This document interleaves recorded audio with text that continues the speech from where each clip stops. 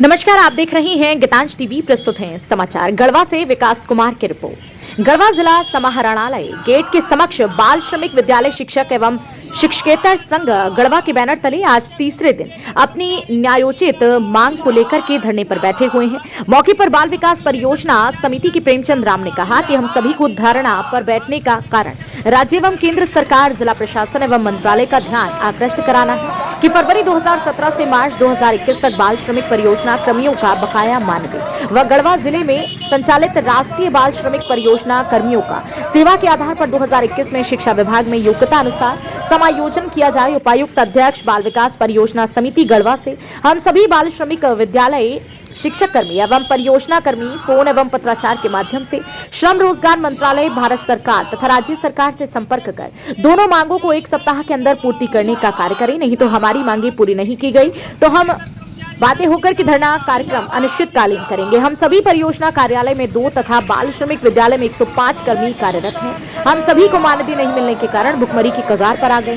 मौके पर अध्यक्ष उमेश शाह, सचिव प्रेमचंद्र राम, शिव कुमार राम, पारस सिंह राम, अवतार सिंह, सुरेंद्र राम, संयोजक रविंद्र पाल, राम अवतार सिंह आदि अन्य लोग मौजूद रहे।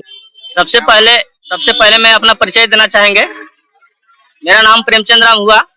मैं बाल श्रमिक विद्यालय के शिक्षकेतर कर्मचारी संघ जिला गढ़वा का सचिव हुए और झारखंड प्रदेश के अध्यक्ष भी हुए।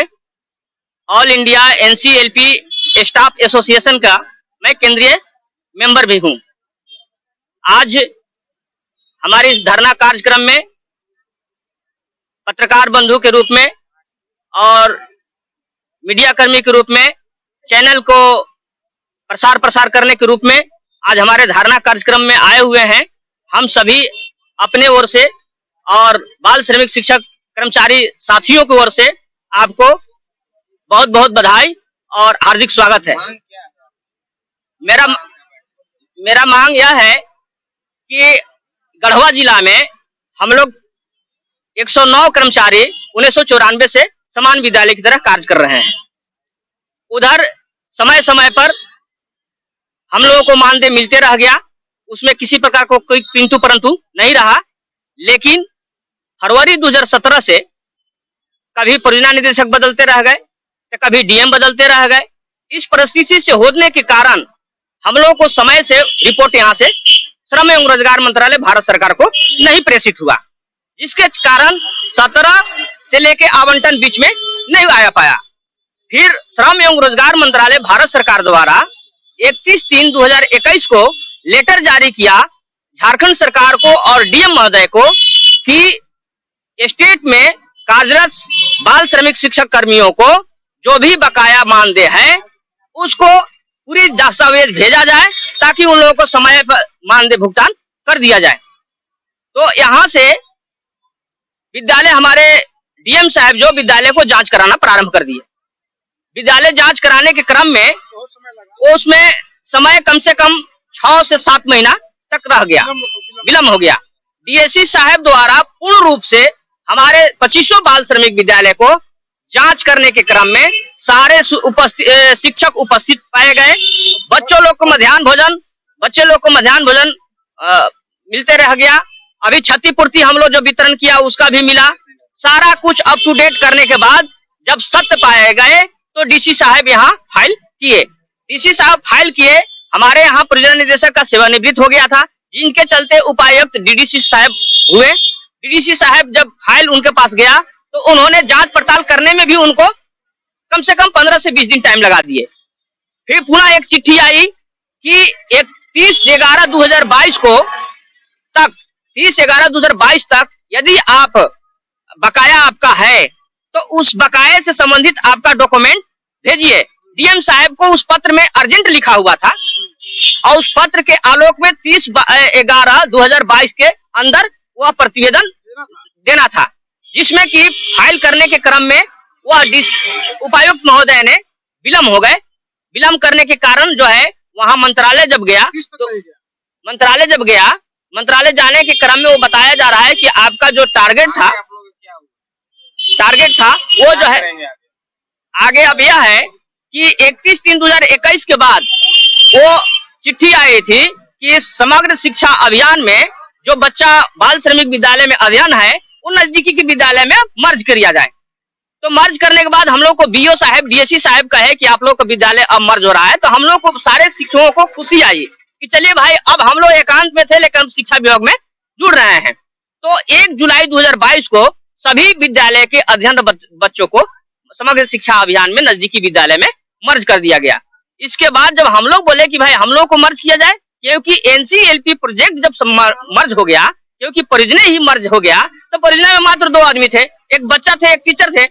तो राइट टू एजुकेशन के अंतर्गत यह संवैधानिक प्रावधान है कि अगर बच्चा मर्ज होता है, बच्चा जब मर्ज होता है मर्ज किया जाए। आगे आप लोग क्या होगा? अभी हम लोग को उपायुक्त महोदय से, तत्कालीन उपायुक्त महोदय हैं, उनसे मेरा आग्रह होगा, विनम्र निवेदन होगा कि फोन के माध्यम से, पत्रचार के माध्यम से जो हम लोग को फरवरी 2017 से मानदेय लंबित है उनको यथाशीघ्र हम लोग को भुगतान किया जाए।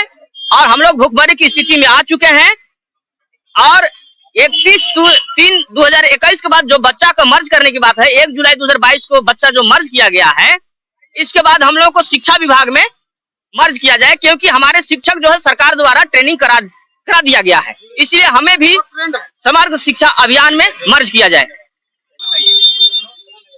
मैं शिव कुमार राम बाल श्रमिक विद्यालय कंचनपुर रंका प्रखंड से हूँ।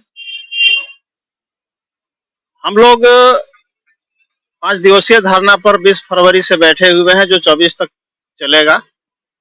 इसमें हमारी 2 ही मांग है। पहला, फरवरी 2017 से मार्च 2021 तक का बकाया मानदेय का भुगतान किया जाए।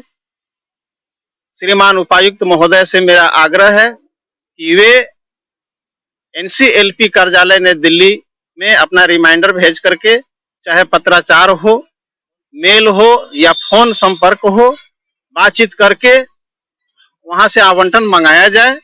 क्योंकि वहां से इस तरह का मांग किया है कि उपायुक्त महोदय का पहल अगर होता है तो हम यहाँ से आवंटन आपको भेज देंगे।